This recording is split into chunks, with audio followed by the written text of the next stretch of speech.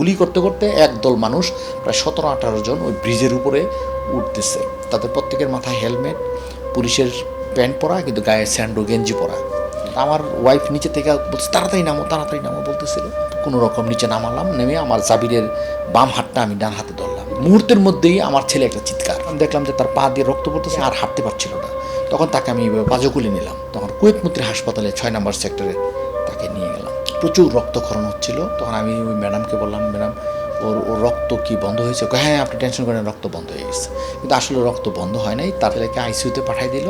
মানে প্রায় 1-1.5 ঘন্টার মতো প্রায় রক্তক্ষরণ হলো। এই রক্তক্ষরণে আমার ছেলেটা লাস্ট পর্যন্ত মারা গেল।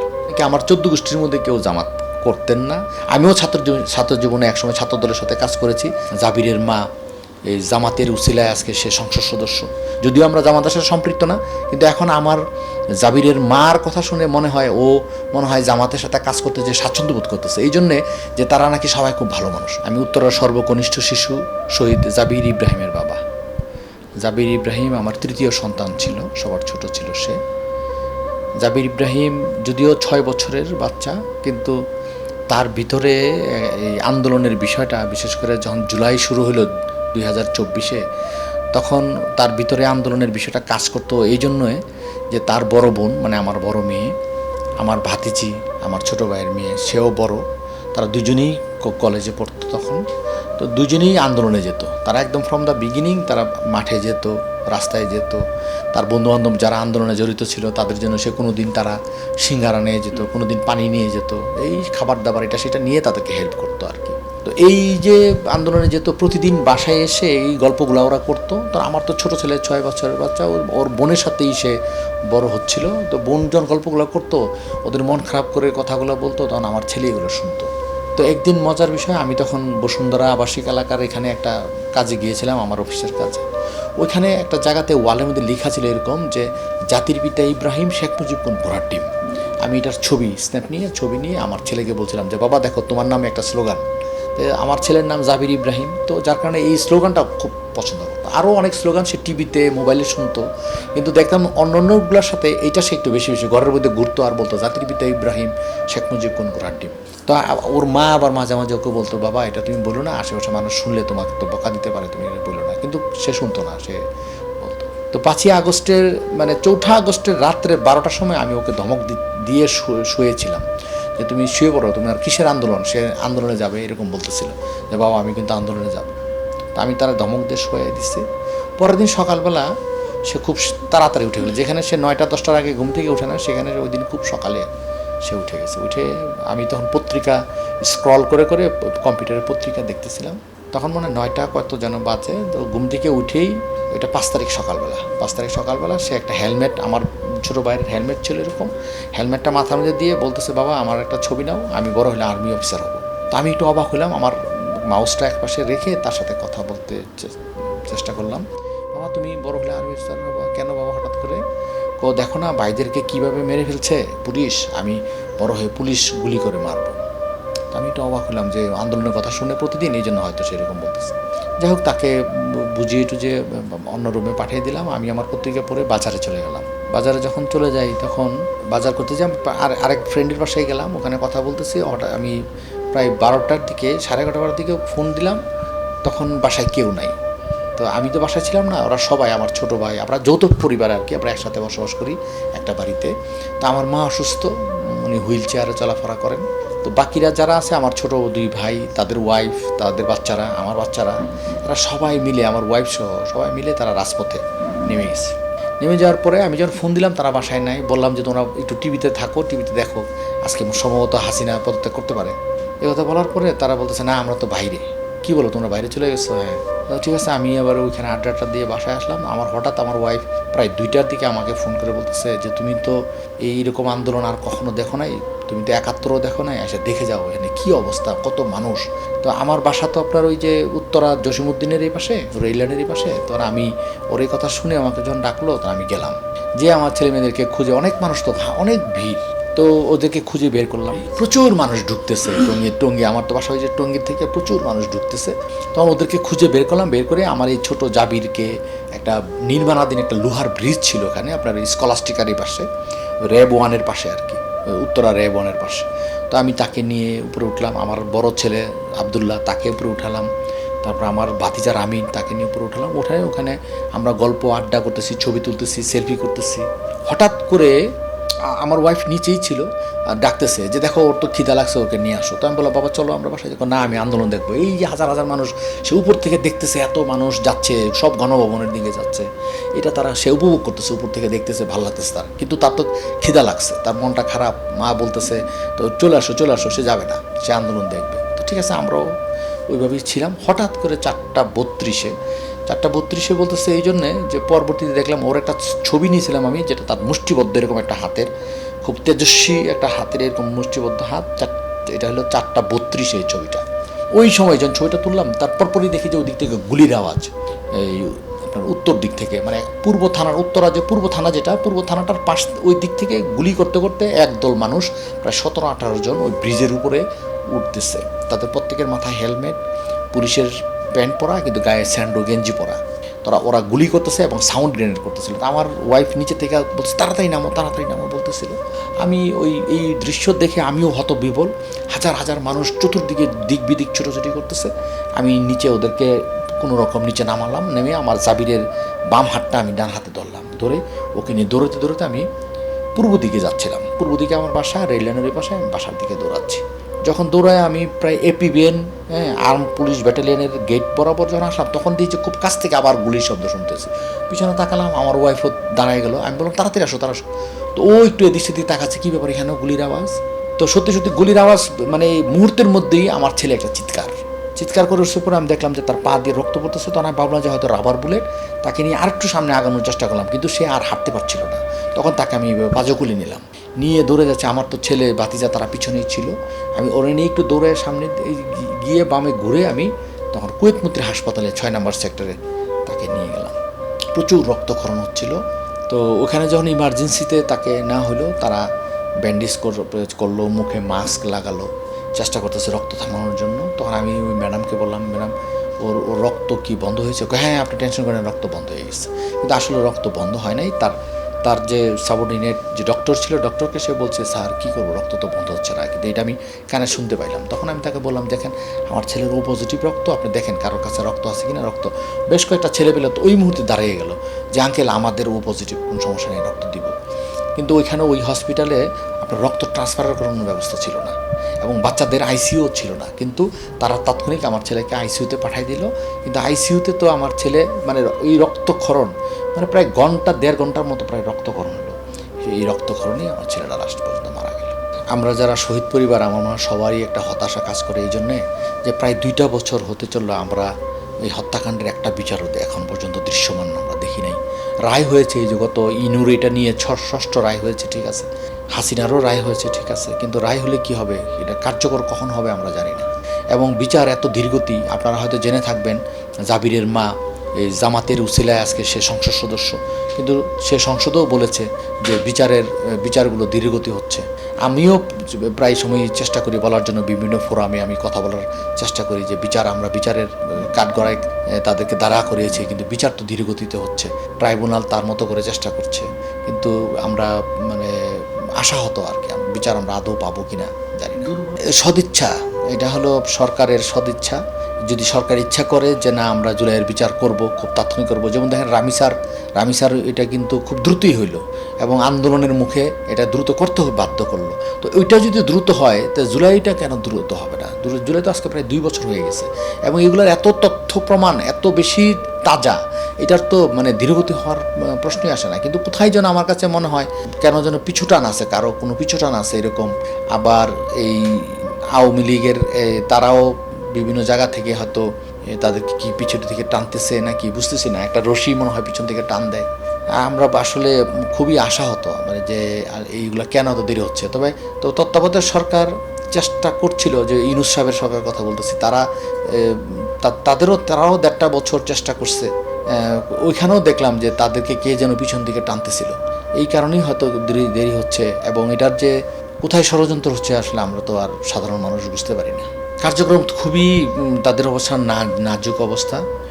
তাদের ফান্ডে কোনো টাকা নাই, তাদের ছেলেপেলেদের বেতন ঠিকভাবে দিতে পারছে না। যিনি এখন আকবর সাহেব যেটার সিইও হিসেবে আছেন, উনি একজন লেফটেন্যান্ট কর্নেল অবসরপ্রাপ্ত। উনি ওনার দায়িত্ব করতেছেন, ঠিকভাবে কাজ করতেছেন, কিন্তু ওনার মধ্যে আমি হতাশ দেখলাম যে আসলে এটাকে ডক্টর ইউনূস যেভাবে এটার প্রতিষ্ঠা করে গেছে, এটার যদি বর্তমান সরকার যদি হাল না ধরে তাহলে এটা বিলীন হয়ে যেতে পারে। তো আমরা চাই না এটা বিলীন হয়ে যাক, জুলাইকে ধারণ করে তারা, এবং জুলাইকে বাঁচায় রাখতে হলে জুলাই ফাউন্ডেশনটাকে জিয়ে রাখতে হবে। সেই স্পিড কেন মানে থাকার কথা না তো। কারণ আপনি খেয়াল করে দেখেন যে গ্রাফিতিগুলো আছে, বাচ্চারা গ্রাফিতিগুলো করছে, গ্রাফিতিগুলো মুছে ফেলছে। তারপরে আপনার ওই যে বললাম যে সরকারের সদিচ্ছা, জুলাইকে আসলে ধারণ করতে হবে। বিএনপির কিন্তু অনেকে, যেমন স্পিকার, দুজন স্পিকারই কিন্তু জুলাইকে ধারণ করে। আইনমন্ত্রীর কথাও শুনে মনে হয় যে উনি জুলাইকে ধারণ করেন। অনেকেই আছেন তারা জুলাইকে ধারণ করেন। এই যে কালকে পিন্টু সাহেবের কথা শুনছিলাম, সালাম পিন্টু, উনি তো বলছেই যে আমি 17টা বছর যাবৎ জেলে ছিলাম। তারপরে জামাতের বেশ কয়েকজন তারা জেলে ছিল, বাবর সাহেব জেলে ছিল। তারা কিন্তু উপলব্ধি করে যে আজকে এই জুলাই, এই 5ই আগস্ট না হলে আজকে আমরা মুক্তি পেতাম না, আমাদের ফাঁসি হয়ে যেতে পারতো। তো এটা আসলে যারা অনুধাবন করে তাদের কাছ থেকে আসতে হবে যে না, জুলাইটাকে বাঁচিয়ে রাখতে হবে, জুলাইকে আমরা ধারণ করি, কোনোভাবেই আমরা জুলাইকে আমরা মানে কি বলবো, মানে জুলাইকে আমরা কোনোভাবে হারিয়ে দিতে পারি না। এটা ওইখান থেকে যদি হইতো, যারা এমপি হিসেবে এখন আছেন, সরকার দলীয় এমপি আছেন, তাদেরকে ধারণ করে এটাকে তারা আসলে ওইভাবে আসতে হবে যে না, জুলাইকে আমরা মরে যেতে দিব না। এইভাবে হলে তারা, বিরোধী দল আর কত বলবে? বিরোধী দলের যা বলার তারা তো বলে, বিরোধী দলের একদম ইচ অ্যান্ড এভরিওয়ান তারা ধারণ করে এটাকে। সরকারি দলের তো 2-1 তো আছেই তারা জুলাইকে অস্বীকার করে। অনেকেরই বক্তব্য আপনারা শুনলেই বুঝবেন, অনেকে আছে জুলাইকে তারা অস্বীকার করে। যেমন আপনি পার্থ সাহেবের কথা দেখেন, একসময় সে জুলাইকে ধারণ করতে মনে হইতো, কিন্তু এখন তার কথা কি খেয়াল করে দেখেন সে কীভাবে তুচ্ছ তাচ্ছল্যভাবে কথা বলে সংসদে। এই জুলাই নিয়ে তার প্রথম একরকম বক্তব্য ছিল, এখন তার বক্তব্য আরেক রকম। তো এইগুলো আসলে ধারণ করতে হবে এই জন্যে যে জুলাই তো সত্যিকার অর্থে জুলাই যদি না আসতো আমাদের এই সার্বভৌমত্ব হারিয়ে যেত। 71-এর যারা মুক্তিযুদ্ধ করেছে তারা একটা রাষ্ট্র দিয়েছে, একটা রাষ্ট্র গঠন করার সুযোগ দিয়েছে, বা একটা দেশ এনে দিয়েছে। কিন্তু যেইভাবে গত 55 বছরে যেইভাবে সার্বভৌমত্ব ভুলুণ্ঠিত হচ্ছিল, এটা তো 24-এর আন্দোলনের কারণেই হয়েছে। আজকে 24-এর এই ছেলেপেলেরা যদি জীবন না দিত, তার সার্বভৌমত্ব তো বিলীন হয়ে যেত। শেখ হাসিনা তো দেশ বিক্রি করে ফেলছিল। তো সেই দিক থেকে বলবো 24 আরেকটা স্বাধীনতার ডাক। তো এই জন্যই আমরা এটাকে দ্বিতীয় স্বাধীনতা বলি। মানে আপনি খেয়াল করে দেখবেন, আমাদের যারা এদের বিরুদ্ধে আমাদের কোনো অভিযোগ নয়, বিজিবি বলেন আর বিডিআর বলেন, আর্মি বলেন, পুলিশ বলেন, অনেকের ভিতরেই কিন্তু দেশপ্রেম আছে। আসলে এই দেশপ্রেম থেকে এটা আসে। যারা সীমান্তে যারা পাহারা দিচ্ছে তাদের ভিতরে দেশপ্রেম যথেষ্ট আছে। তাদের মনোবলটা ভেঙে দিচ্ছে তো আসলে সত্যিকার অর্থে এই যে 57 জন অফিসার মেরে ফেলছে, বিডিআর বিদ্রোহ বলতে যে তারা যেটা বলে, এবং বিডিআর যে হত্যাকাণ্ডটা করেছে, শেখ হাসিনা এসেই 2-2.5 মাসের ভিতরে এই যে বিডিআর হত্যাকাণ্ডটা করলো, এটা দিয়ে তো দেশের মানে বিডিআরের কোমর ভেঙে দিচ্ছে তারা, এই হাসিনা সরকার। তো এইটা তারা চেষ্টা করছে আসলে। সে তো সত্যিকার অর্থে শেখ হাসিনা বা আওয়ামী লীগ বলেন, তারা তো সত্যিকার অর্থে এই দেশের রাজনীতি করে নাই, তারা করছে ভারতের রাজনীতি। তারা ভারতের পারপাস সাফ করার জন্য এই দেশের রাজনীতি করত। আপনি খেয়াল করে দেখেন এই আওয়ামী লীগ কোন কালে দেশের কথা চিন্তা করছে, আপনি খেয়াল করে দেখেন একদম শেখ মুজিব থেকে শুরু করে শেখ হাসিনা পর্যন্ত তারা কোনোদিনই আমার দেশের পারপাস সার্ভ করে নাই। তারা ভারতের পারপাস সার্ভ করার জন্যই তারা এই দেশে কাজ করেছে সবসময়। তো এই দেশের রাজনীতি আওয়ামী লীগ কখনো করে নাই, যার কারণেই তারা বিডিআরের কোমর ভেঙে দেওয়া, আর্মির কোমর ভেঙে দেওয়া, পুলিশ বাহিনীটাকে শেষ করে দেওয়া, প্রত্যেকটা কাজ দেখবেন দেশবিরোধী, এবং ওরা সত্যিকার অর্থেই দেশবিরোধী। তারা দেশের জন্য কিচ্ছু করে নাই। সত্যিকার অর্থে এই দেশপ্রেমিক যদি বলতে হয়, একদম নির্দ্বিধায় আমি জিয়াউর রহমানের কথা বলবো, নির্দ্বিধায় আমি খালেদা জিয়ার কথা বলবো। এখন এই তারেক রহমানের প্রতি আমার আস্থা আছে, একদম 100% আস্থা এই জন্য আছে যে উনি জিয়া রহমানের ছেলে, উনি খালেদা জিয়ার ছেলে, তাদের রক্ত উনি বহন করতেছে। সুতরাং আপনি দেখবেন উনি দিন দিন ভালো করবে। এই জন্য দেখেন উনি কিন্তু ভারত সফর করে নাই, করছেন চীন সফর, যেটা খালেদা জিয়া চেষ্টা করেছিলেন করার জন্য। তখনও কিন্তু ভারত এই উঠে পড়ে লাগছে, সেই জন্য এই সফরটা করতে না পারে। এবারও দেখেন তারেক রহমান সফর করতে যাচ্ছে, তারা এই দিকে রংপুর দখল করে, ওদিকে এইটা করে, ওদিকে এইটা করে। এগুলো ভারতের কাজই। এগুলো আমাদের দেশকে অশান্ত রাখার জন্য ভারতের একদম ফ্রম দ্য বিগিনিং তারা এই 71-এর যুদ্ধই লাগাইছে। এই জন্য আমরা কিন্তু পাকিস্তানের সাথে যুদ্ধ করি নাই, যুদ্ধটা লাগিয়ে দিয়েছে, দুই ভাইয়ের মধ্যে ঝগড়াটা লাগাইছে অ্যাকচুয়ালি এই ভারতের রয়ের কাজ এগুলো সব। হ্যাঁ, ভারতের ইসকনের কাজ এগুলা। আমাদের ভিতরে সম্প্রীতি বন্ধন পাকিস্তানের সাথে সবসময় ছিল, এখনও আছে, কিন্তু এই দুই ভাইয়ের মধ্যে ঝগড়াটা বাধাইছে এই ভারত। তারা চায় আমার দেশটা অশান্ত থাকুক এবং আমরা যেন তাদের করদ রাজ্য হিসেবে থাকি, এইটাই তারা চায়। যার কারণে এখন এই জুলাই আন্দোলনটা আসলে প্রমাণ করে দিয়েছে যে আমরা আসলে ভারতের আধিপত্য মেনে নিতে পারি না, আমরা মেনে নিবও না। এইখানেও আপনার ওই ভারতের র কাজ করতেছে, এইখানেও চাচ্ছে না তারা যে এইটা জুলাই জাদুঘর যদি হয় যে সারা দেশের মানুষ দেখবে হাসিনার কর্মকাণ্ডগুলো কী, শেষ এই যে গত 17 বছর সে কী করছে না করছে সবগুলো প্রমাণ এখানে আছে। এখানে এই জুলাই 24শে জুলাই যতগুলো শহীদ আছে, শহীদদের রক্তমাখা জামা, রক্তমাখা কাপড়, রক্তমাখা তাদের জিনিসপত্র ওখানে বিদ্যমান। তাহলে তো মানুষ জেনে যাবে যে হাসিনা এগুলো কী করছে, সাধারণ মানুষ জেনে যাবে। এই জন্যই এটা উদ্বোধন করতে দিচ্ছে না। এই জন্যই ভারতের র বলেন আর ইসকন বলেন তারা এটাকে উদ্বোধন করতে দিতে চাচ্ছে না।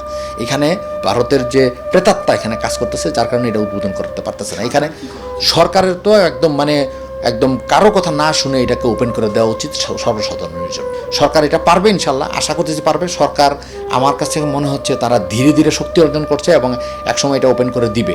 এবং আপনি জানেন কিনা জানি না, যেহেতু আমি সংসদে যাই জাবিরের মারুসিলায়, ওখানে আপনার স্পিকার দুজনেই এটা পরিদর্শন করে আসছে। আশা করতেছি 5ই আগস্ট এটা ওপেন হয়ে যাবে ইনশাল্লাহ। আমার পরিবার বলতে মানে কি, আমার 14 গোষ্ঠীর মধ্যে কেউ জামাত করতেন না। আমরা আসলে জামাতের সাথে আমাদের কোনো সম্পৃক্ততা ছিল না। তবে এটা ঠিক যে আমার বাবা একটু ইসলামিক মাইন্ডের ছিলেন। আমার বাবা আর্মিতে চাকরি করতেন, পাকিস্তান আর্মিতে ছিলেন। আমার বাবা খুব ইসলামিক মাইন্ডের ছিল। আমার বাবা চাচা থেকে শুরু করে আমার আপন ছোটো ভাইও কিন্তু একদম ফ্রম দ্য বিগিনিং সে বিএনপির সাথে জড়িত। আমিও ছাত্র জীবনে একসময় ছাত্র দলের সাথে কাজ করেছি। আমার এলাকার স্থানীয় এমপি বলেন আর যারা বিএনপি লিডার আছে তারা সবাই আমাকে চেনে এই জন্যে যে আমি একসময় ছাত্র দলের সাথে ছিলাম। তো জামাতের আমির আসলে উনি আমার বাসায় এসেছিলেন, আমার জাবিরের উসিলায় আমার বাসায় এসেছিলেন।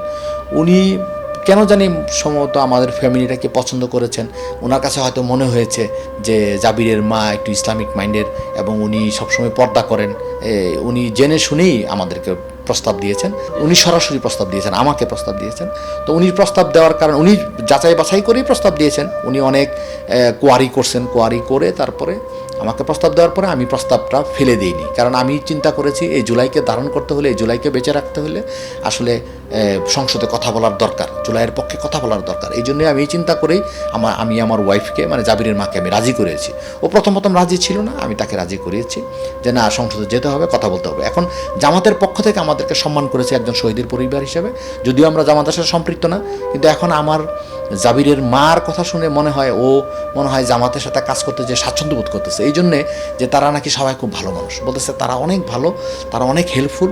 এটা তার মুখে আমি প্রায় শুনি। আমি ঠিক আছে, যদি তোমার ভালো লাগে তুমি করতে থাকো, কাজ করো। তো আমি আসলে জামাত আমাকে সম্মান করেছে, আমার পরিবারকে সম্মান করেছে, তথা শহীদ পরিবারকে সম্মান করেছে। এটাকে আমি স্যালুট করি। পাশাপাশি আমি বলবো না যে জামাত করার কারণে বিএনপি আমার বিরোধী। বিএনপির পক্ষে আমি কাজ করি, কারণ একসময় কিন্তু আপনি জেনে থাকবেন এই জামাত এই বিএনপি তো একসাথেই ছিল। এই জামাত বিএনপিকে কে ডিভাইড করলো, এখানেও আমার প্রশ্ন। এই জামাত বিএনপি তো একসাথে ছিল আজকে প্রায় 29 বছর 30 বছর যাবৎ। আজকে জামাত বিএনপি তো আমি মনে করি আমাদের শত্রু হইল আওয়ামী লীগ। সুতরাং আওয়ামী লীগকে শত্রু ভেবে জামাত এবং বিএনপির উচিত এই দেশটাকে পরিচালনা করা এবং দুইটা দলের একসাথে করে এই দেশটাকে সামনে আগে নিয়ে যাবে, এটাই আমি প্রত্যাশা করি।